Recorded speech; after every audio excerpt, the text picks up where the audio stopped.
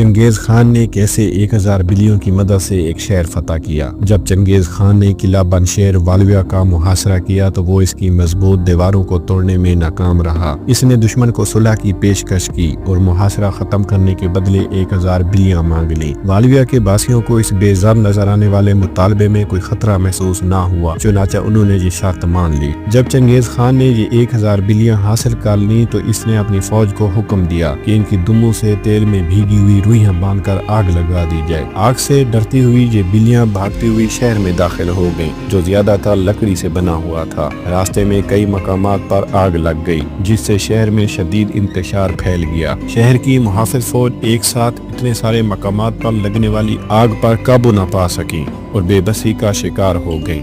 اس ہنگامے اور افراتفری کے دوران منگولوں نے شہر پر زبردست حملہ کیا اور اسے آسانی سے فتح کر لیا۔ مکمل ہسٹری اور اس طرح کی شارٹ ویڈیو دیکھنے